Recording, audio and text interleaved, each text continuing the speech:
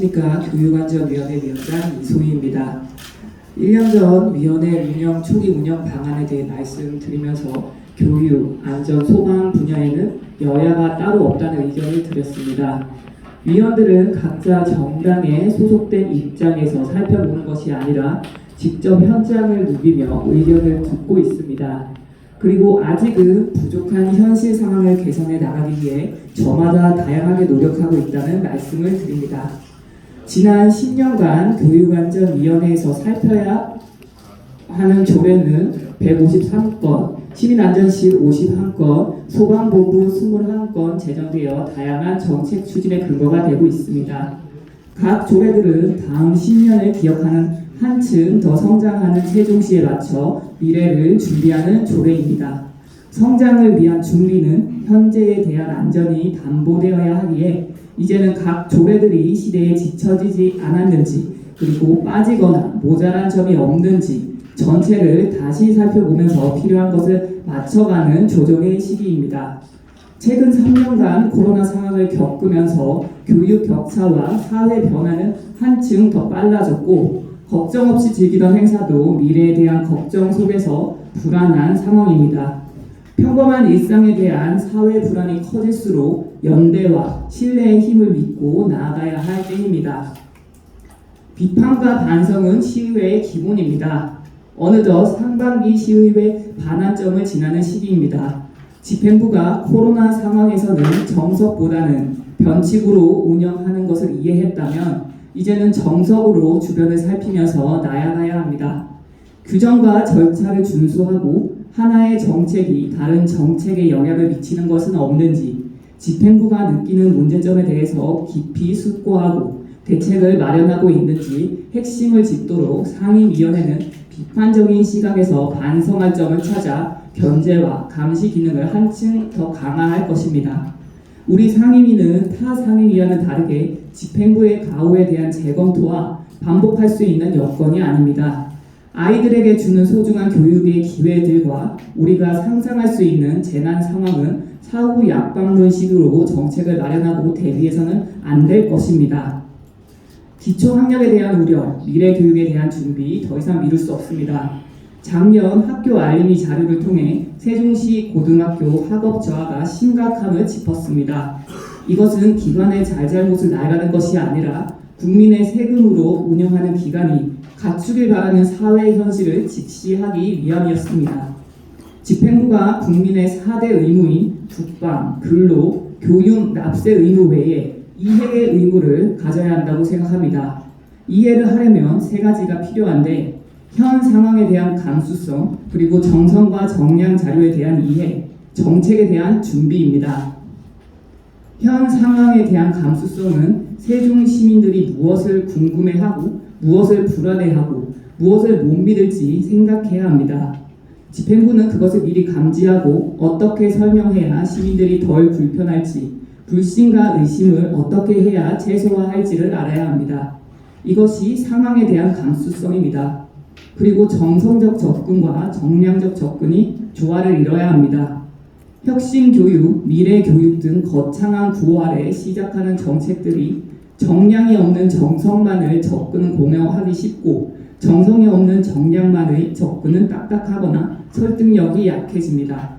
정책에 대한 준비를 위해 집행부는 진실을 말하되 시민의 의심이나 불신을 최소화할 수 있는 명확한 메시지를 쉬운 말로 해야 합니다.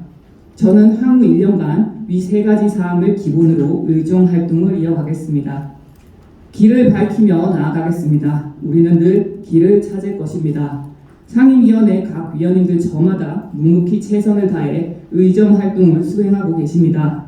그 결실은 시민들이 느끼고 이해하실 것이라 생각합니다.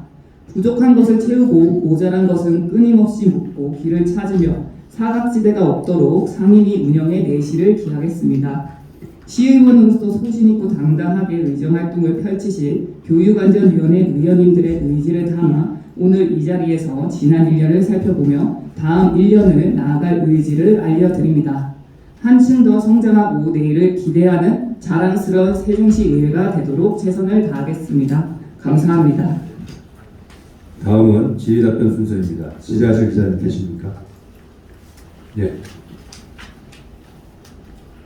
네, 뉴스핀 홍근진입니다.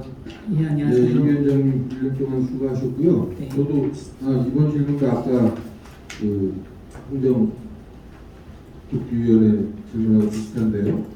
이번에 예산결산위원회 이 기술조정 우리 교육안전위원회 걸 보니까 그 교육청의 민주시민 교육과에 대한 감액도 많았고 또 일부는 증액을 하셨는데 그 내용들이 보면 평화통일 교육에 관한 그 해외 활동이라고 그래야 되나요?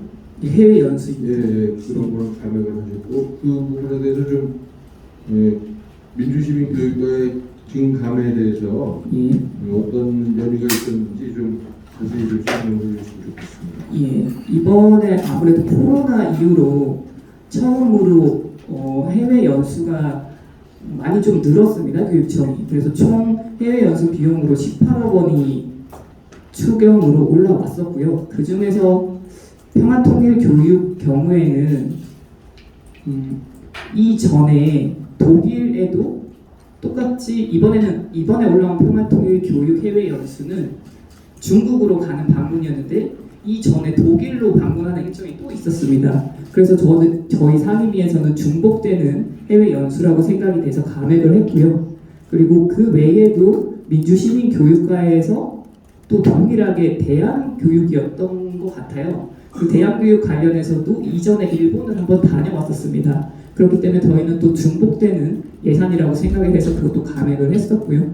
그리고 그 외에 또 민주시민과 관련해서 증액된 부분은 특수교육 학생들이 방과후로 수용 활동을 받고 있어요. 그것 관련해서 좀 더 많은 지원을 받을 수 있고 또 요즘에 생존 수용도 많이 하고 있잖아요. 근데 특수 학생들은 지원이 좀 부족한 것이 있습니다. 아무래도 1대1로 학생들이 지원을 받아야 되는데 그러지 못한 부분이 있어서 그 부분에 대해서 증액을 좀 했습니다. 또 질문하신 기자, 네, 부르치겠습니다. 저희 의장님 그동안 고생 많으셨고요. 감사합니다. 축하드립니다. 네.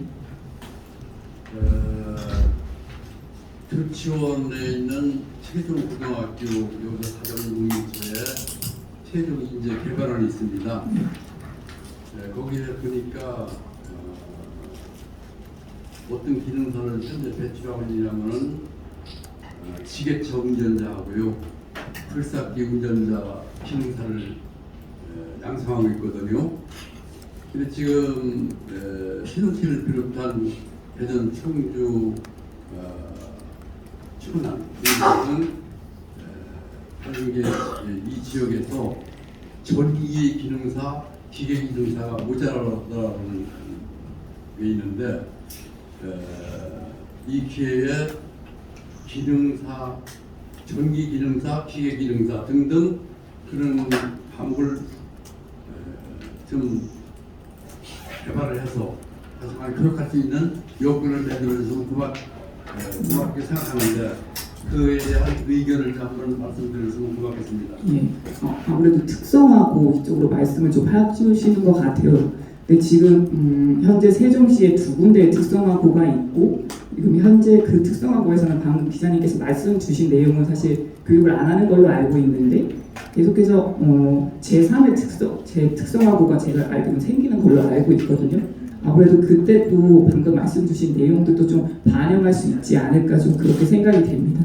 아무래도 지금 현재 특성화고에서도 여러 가지 과목들을 가르치고 있는데 계속해서 현재 수요에 따라서 과목들을 좀 많이 바꾸게 되긴 하더라고요. 그래서 방금 기자님께서 말씀 주신 내용도 아무래도 학생들의 수요가 좀 높고 하다면 방금 말씀 제가 드렸지만 제3의 특성화고뿐만도 아니라 현재 있는 특성화고에서도 좀 고려를 할 수 있는 여지도 좀 있을 거라는 좀 생각도 좀 들기도 합니다. 또 질의하실 기자님 계십니까? 더 이상